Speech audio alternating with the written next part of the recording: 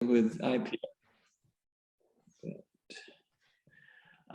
We're just going to give it 1 to 2 minutes to let the rest of the registered attendees join, and then get kicked off with today's conversation. Nice to have you all here, though.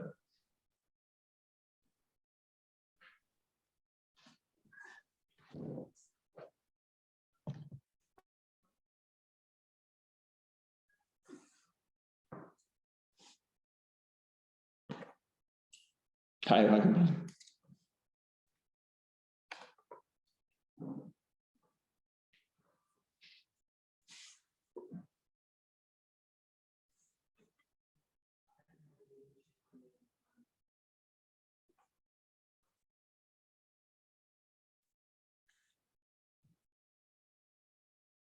Yeah, a bunch of people are just joining now.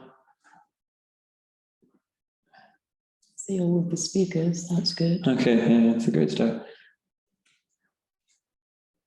Hey, everyone who's just joining, it's wonderful to have you here. I'm in Vienna with Preethi just now. We're gonna wait just another minute and a half to let any last stragglers join the party today, and then we'll get started.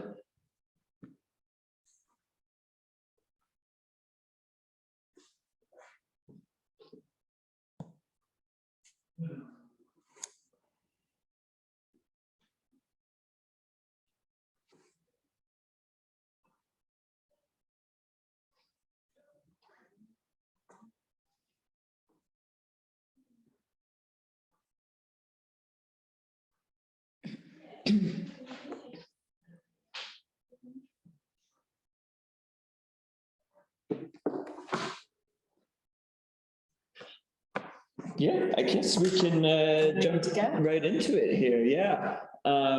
So hello, everyone. I'm Ryan Powell, coming from the International Press Institute in Vienna.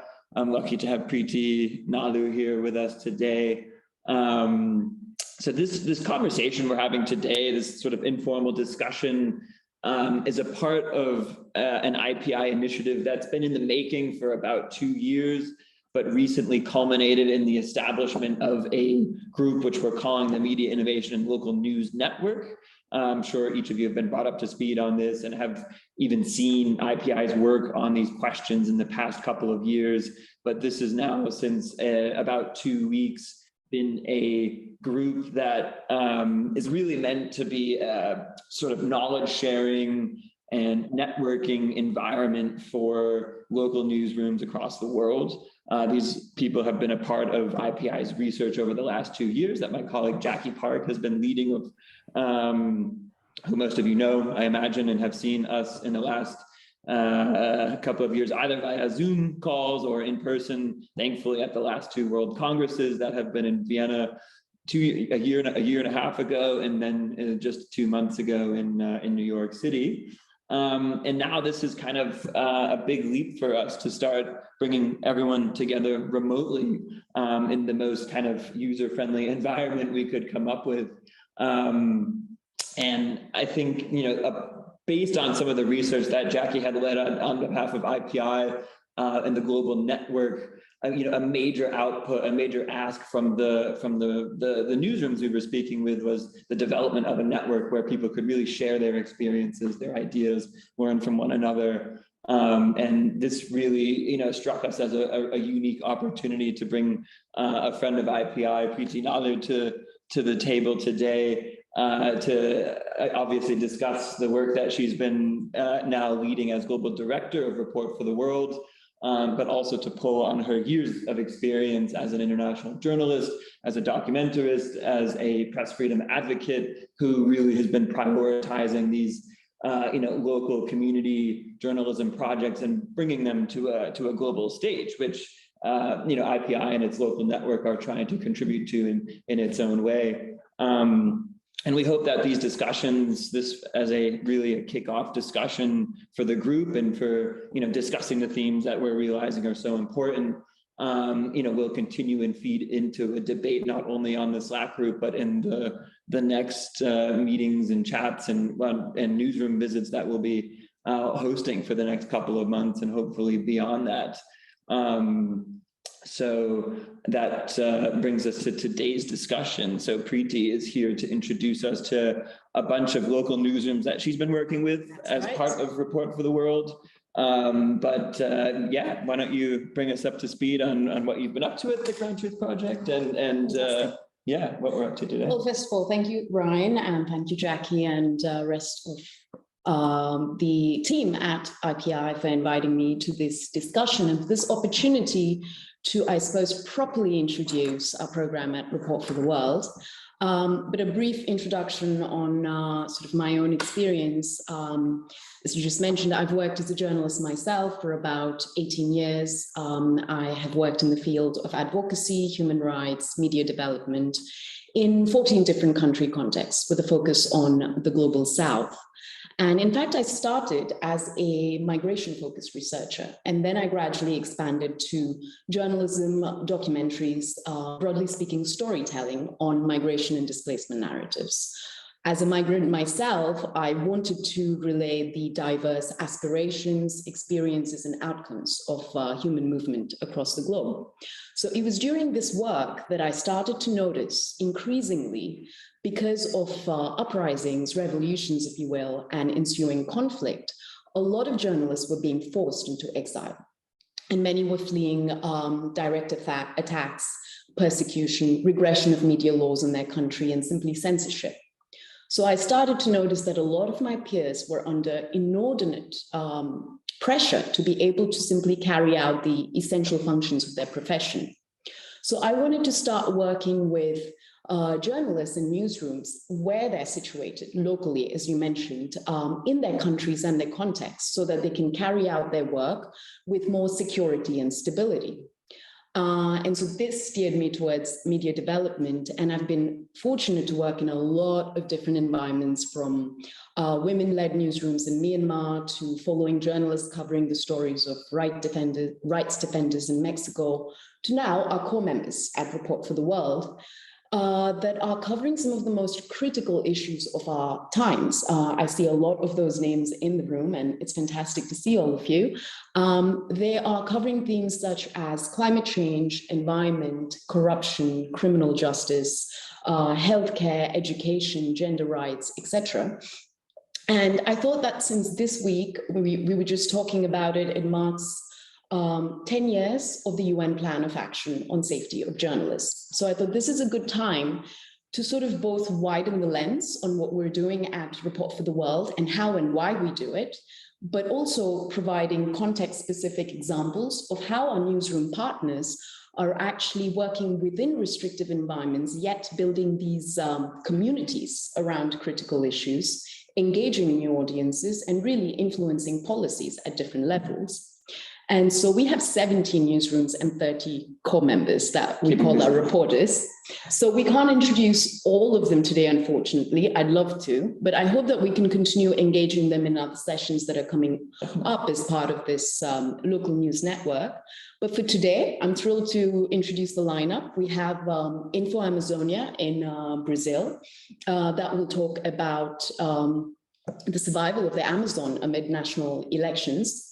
We have Quinto Elemento in Mexico that will talk about what does it look like to be an investigative reporter in the world's most dangerous country for journalists.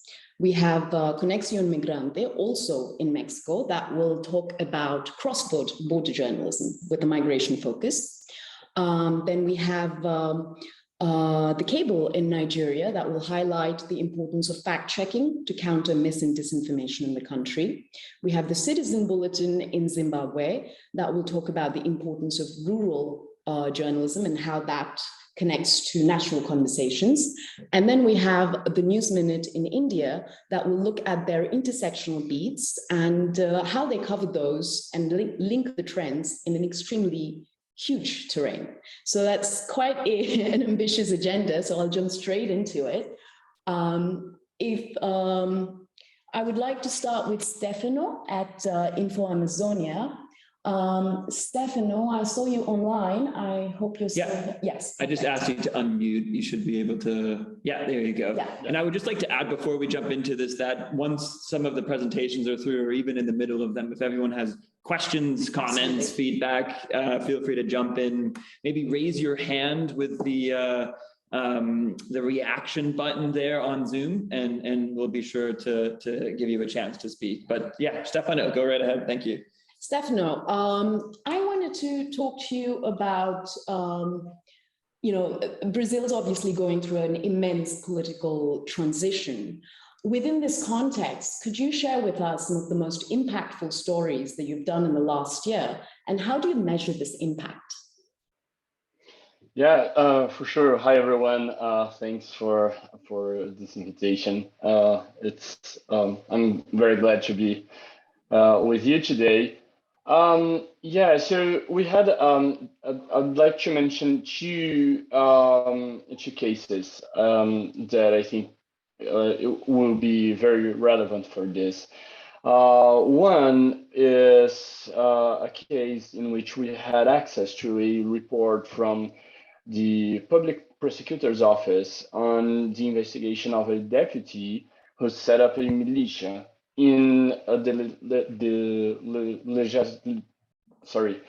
the Legislative Assembly of Roraima, a state from Brazil. So in February this year, we produced a series of 3 reports on this legal document with exciting language and narrative. So the theme was not exclusively or completely unknown, but it was restricted to the local sphere. Our publication brought the topic to the national debate, which has critically contributed to the return of the deputy's impeachment case to the voting schedule. 1 week after publishing these stories, the deputy had his mandate revoked. Yeah, I think that's a very nice impact. And yeah, it's also worth mentioning that Roraima is one of the states in the Brazilian Amazon with fewer media outlets producing content on social and environmental issues, according to a study that we have published earlier this year. The other case I would like to mention is that in March, we published a news report that pointed out that 75% of the participants in scientific research were contaminated with mercury levels above recommended in Santarém. That's a city in the Brazilian Amazon. So the study had already been published, but our report boosted the reach of its results, which mobilized a local debate about this problem. So there are other impacts, of course, but I think the important thing is that having reporters covering the Brazilian Amazon helped making information a reference in social environmental issues. And we can affirm this from the tangible impact that I mentioned, but also we also consider republishing our contents and mentions of the themes that we cover in academic studies and social media as some of the tangible impacts that we can see over our content after they are published. Thank you. Those are excellent examples of exactly what accountability journalism strives to do. Continuing along the same lines, Stefano, can we talk about the importance, especially in this period, of consistently covering these parts of the Amazon, as you said, are not so easy to access? And how are you tying these conversations that are quite hyperlocal in certain cases to the national discourses that are happening? So I think the importance is, well, it was not to let the social environmental agenda disappear from the topics discussed by candidates and followed by voters, so that they would not forget such vital issues. So by bringing local topics to the national debate, we were able to, make those topics to reach to a more a higher audience, so they would have a higher reach.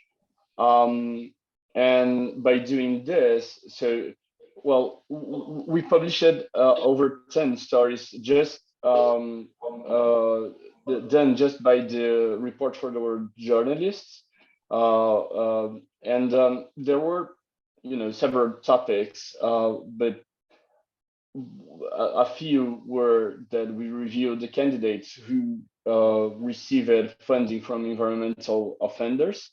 And we are talking not only about local, but also national candidates. As you might know, that elections this year in Brazil were for deputies, senators, governors, and presidents. So for all of this, we covered, many of them we covered on this. We covered how environmental offenders were funding this candidates during the elections. And also we covered extensively how the impacts of the federal government's decisions over the last 4 years on the Amazon's deforestation. So we showed, for instance, that this government, this federal government, Bolsonaro's administration, how it increased, how the Amazon deforestations increased over this past 4 years. So I think by doing this, we are showing this very pressing issues to electors. So they would consider this before voting. Thank you, Stefano, and congratulations on the success that you're seeing with your stories and reaching new audiences. I'd like to turn my attention to Armando at Quinto Elemento. Armando, you chose, do we see him in the list? I can see you guys okay. Can you hear me? Yeah, there you are. Okay. Yes, Okay. fantastic. I was just about to say, you chose to cover the corruption beat through a Report for the World core member. What does that look like in the country's most dangerous place for journalists? What are some of the measures you take, both in terms of security, but also like in creating action or reaction from audiences? Yeah, thanks for the invitation. Very flattered to share with you guys our experience and listen to yours. I'm going to share with you a link here because coincidentally, we have a celebration in Mexico today. Is Dia de los Muertos. That's the Day of the Dead. So for the first time, Quinto Elemento, we made an altar, like a memorial for journalists. More than 156 have been killed since 2000. And this year alone, the first 9 months, 10 months of the year, there have been more than 15 journalists killed in Mexico. Most of them in small and medium-sized cities, which is, the most important and vulnerable space and areas for journalists. But as you said, we've been. It seems a very challenging thing to cover corruption in a country like Mexico, where it consistently appears in the international rankings of Transparency International, the World Bank, the UN, has one of the most corrupt nations, and the perception of irregularities is very rooted in Mexico. So for the journalistic work covering these issues, is very important to generate this accountability. We have published a series of stories from Quinto Elemento in the past 12 months, I would say.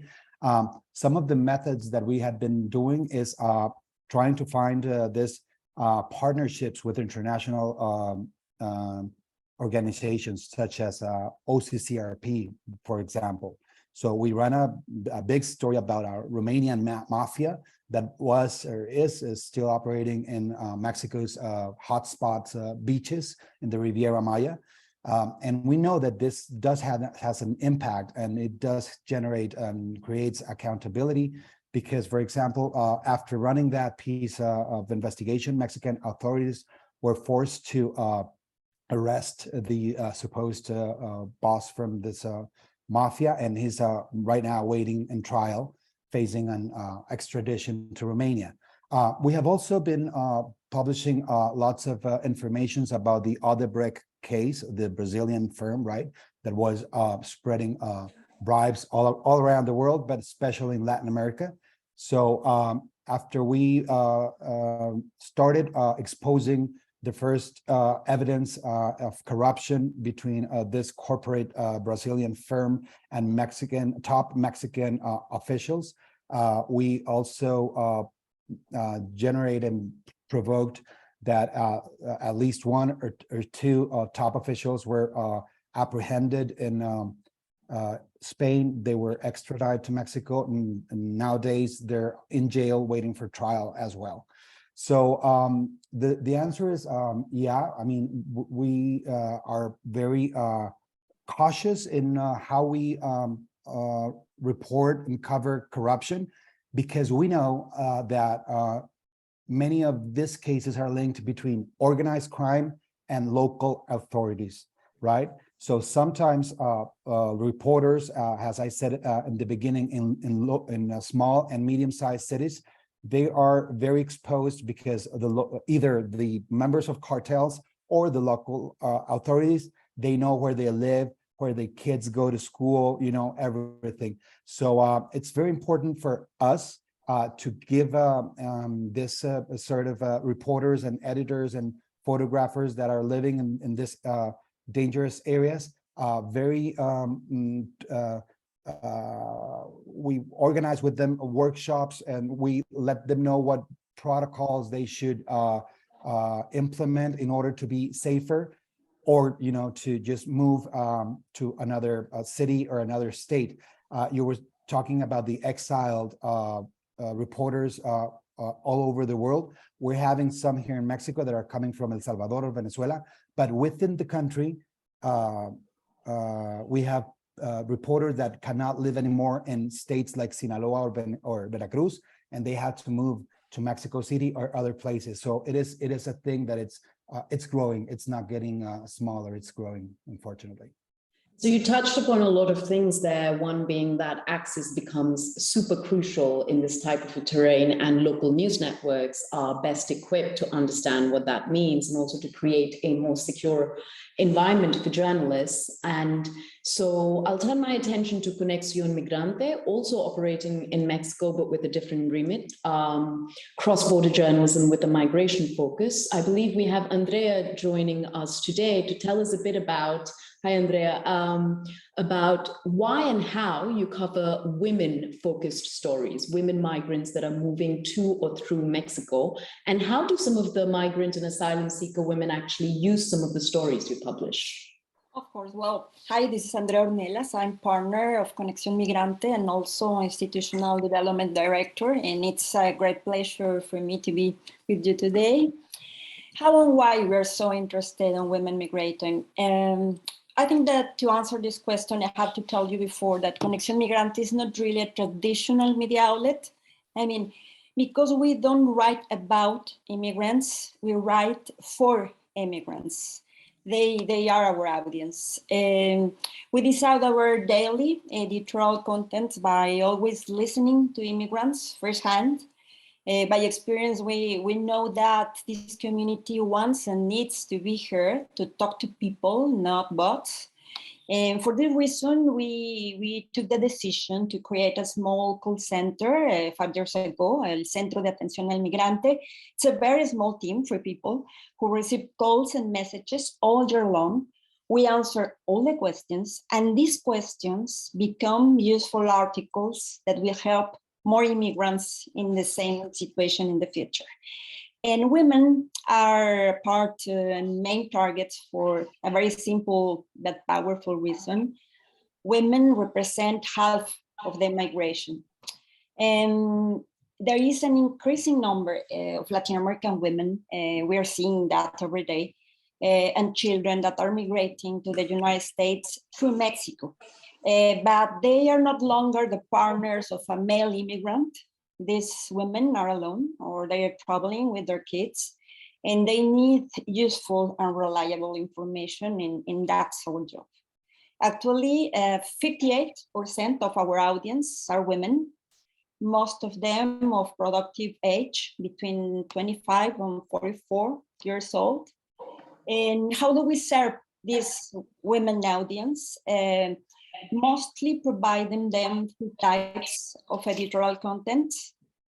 First, a journalism of services. We produce articles about all the formalities required as immigrants, from how to get an ID or apply for a visa, to where to find a migrant shelter or health services.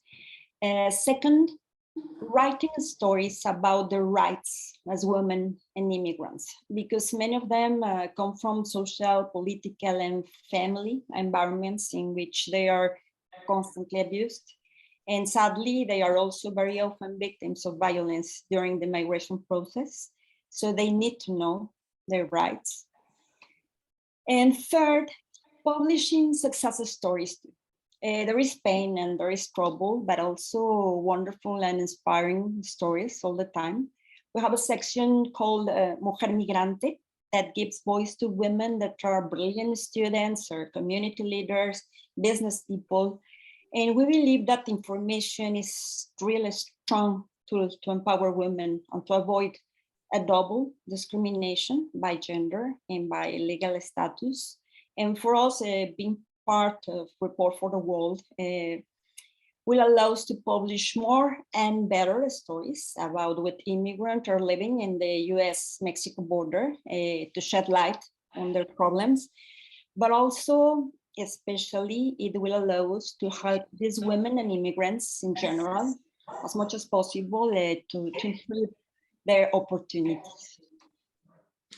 And we've talked about this before, Andrea, the importance of how the migration story doesn't end on one side of the border. It's important to have collaborations between journalists on different sides to paint the fuller picture. Have you done some of this, and could you just talk about the importance of this? Yeah, yes, Pri. I think the borders are political, geographic, and economic division. I read in time that they are the scars that history leaves on countries, and I think it's true.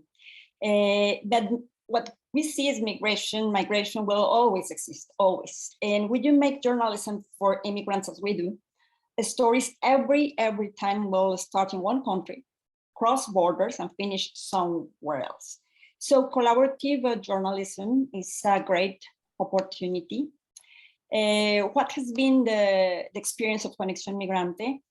Mexico and the United States share one of the largest borders in the world. We have more than 3,000 kilometers from Tijuana to the Gulf of Mexico. And Mexico has historically been a country with a large migratory flows. Actually, my father was an immigrant. He was born in Chihuahua in the north of the country, and he began to work in the USA for periods since he was 16 years old. And then try to imagine the following figure. According to the US current population survey, there are almost 14 million Mexicans in the United States, including first, second, and third generation, 40 millions. In Mexico, everybody knows somebody who has migrated. So there are thousands of stories that can and should be written, offering at least a double perspective to have a more comprehensive analysis. But Mexican immigrants are only part of the migratory process that the region is experiencing now. What we see is a great challenge, a bigger challenge in 2022, because Mexico has experienced a huge transformation. It's no longer a country that only is expelling immigrants.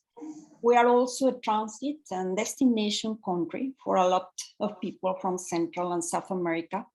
Countries like Venezuela, Honduras, Guatemala, El Salvador are experiencing unprecedented migration flows. And many of these immigrants who want to reach the United States, very often because they have no choice, will settle on Mexico. For example, now you have read in the news the Venezuelan who crossed the US borders in an irregular way will be expelled to Mexico with no chance to seek future asylum in the US. But at the same time, the United States announced a new program that does allow some people from Venezuela to apply for asylum, but only if they arrive by plane and meet a list of requirements that are almost impossible to meet for them. So many of these Venezuelans will stay in Mexico. And right now, we are chatting this conference, shelter for immigrants in Tijuana or even in Mexico City are totally saturated. People are sleeping on the floor. There is no enough food. And these women and men are often victims of xenophobia. This community needs clear and useful information on journalism of services that we provide every day, but they need much more. And I come back to your question.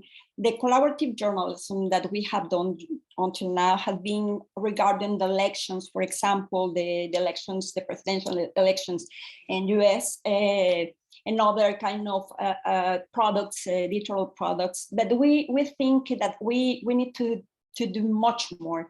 Collaborative journalism is for us now an opportunity to write stories and to create multimedia contents that consider different perspectives, but especially to change the narrative around migration. We must propose a more inclusive and respectful journalism that emphasizes that immigrants are a source of progress in the most of the countries they arrive. They need job opportunities, and also right to fully integrate into a community and not to be discriminated against.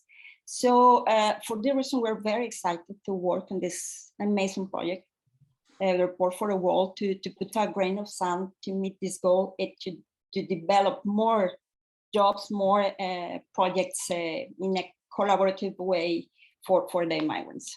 Thank you for that, Andrea. So you're talking about two things here: an essential service for, communities that are vulnerable, women on the move, migrants on the move, but at the same time, a bit of a culture change, if you will, in the sense of like challenging mainstream media narratives. And so I'll take this opportunity to go to a different part of the world. We'll visit the African continent with the cable, Nigeria.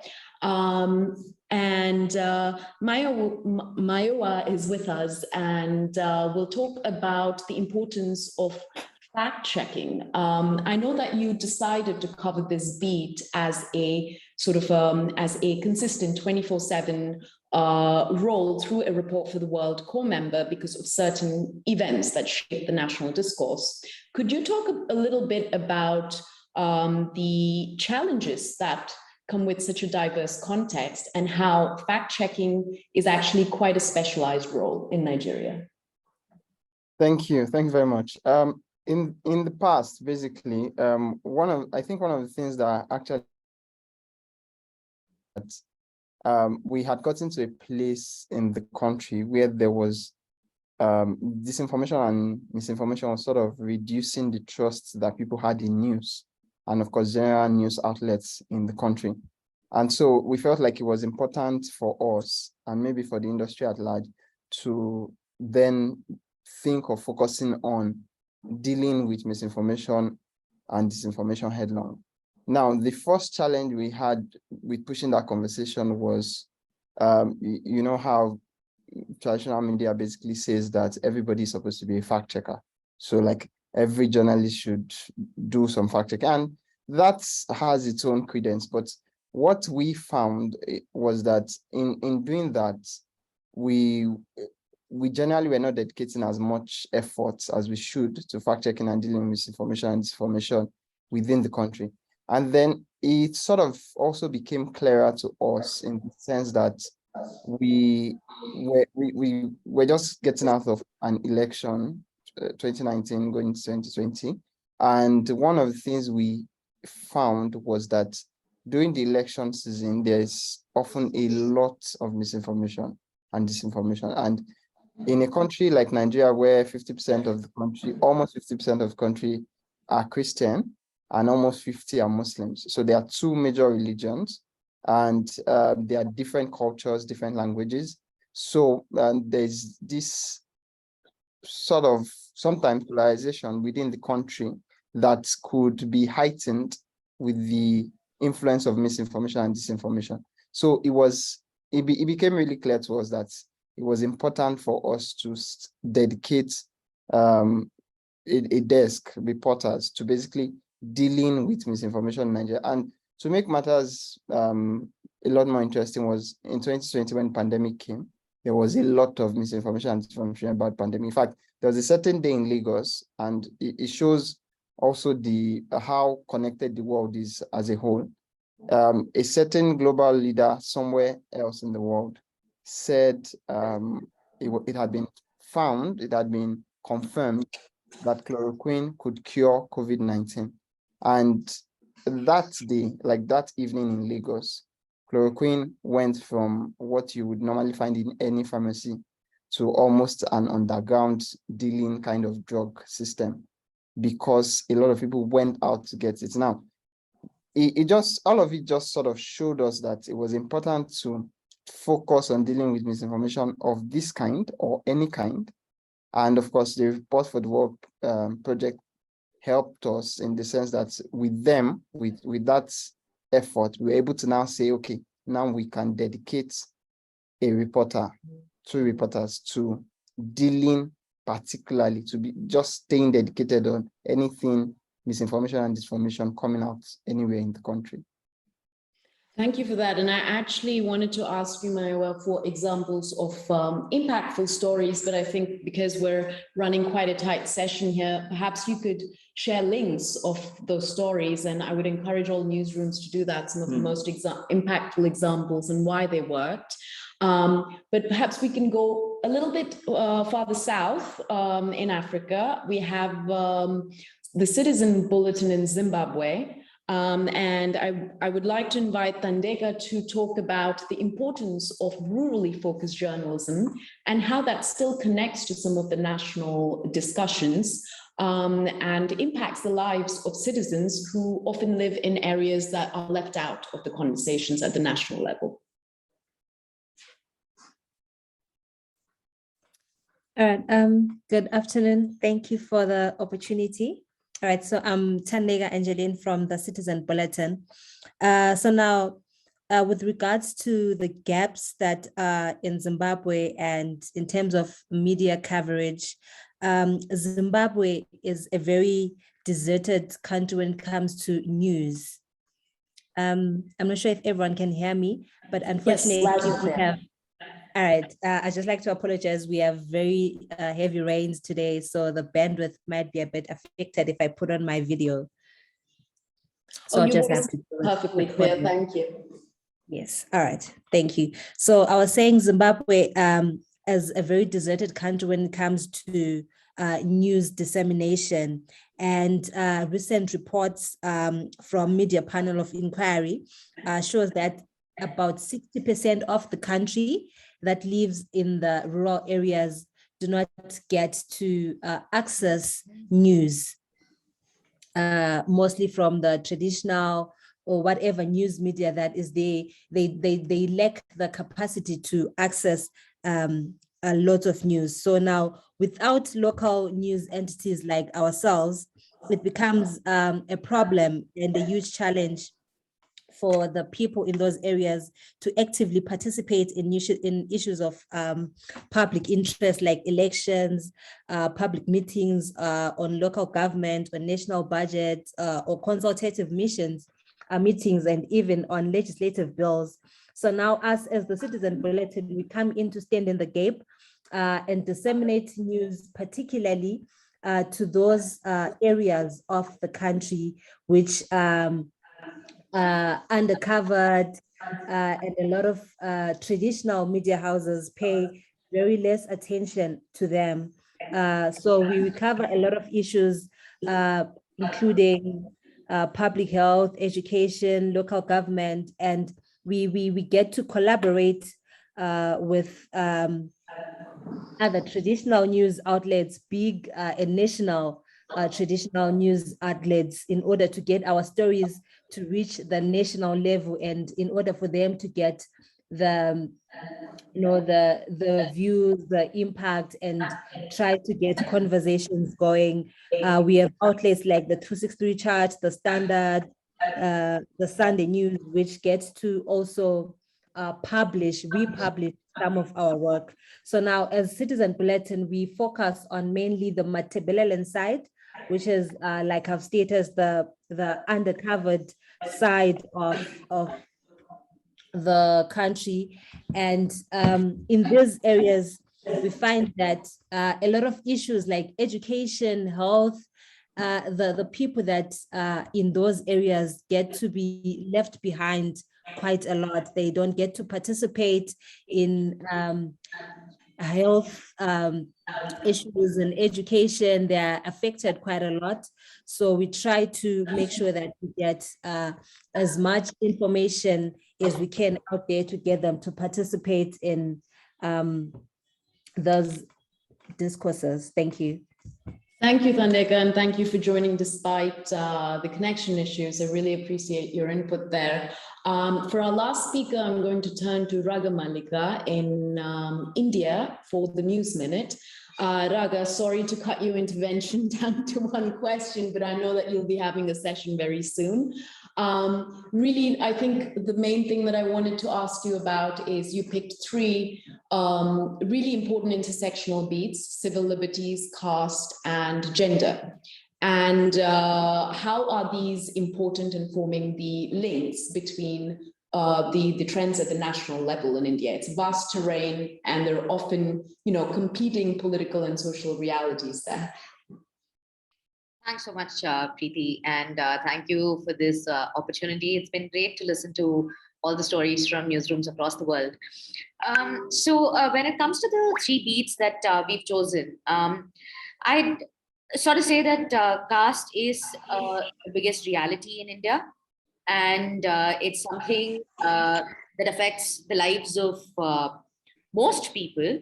However, when it comes to newsrooms in India, especially mainstream media newsrooms, we see that the people who make up the leadership positions in these newsrooms are mostly upper caste, are mostly people who have either they belong to a North Indian mainstream Indian identity, or they are from other parts of the country, but they've lived and grown up most of their lives in Delhi and Bombay. And that definitely does affect, for instance, the way news is covered in the country. So for instance, most mainstream journalists that you'd speak to would probably believe in a narrative that affirmative action against caste is problematic. And in a country that sees so much caste discrimination at so many different levels, at so many different opportunity levels, that's a very problematic stand that most journalists have in the country. And the reason for that is the lack of diversity in newsrooms. And we want to change that, right? And in the same newsrooms, we do see that women, I have seen, for instance, in my experience, women who have come into the newsroom at the same level as me. And through the years, you see that there is an exodus of women who are leaving the industry, right? And again, if you look at it intersectionally, these are the same women who would support affirmative action for women, but would oppose affirmative action for marginalized caste people.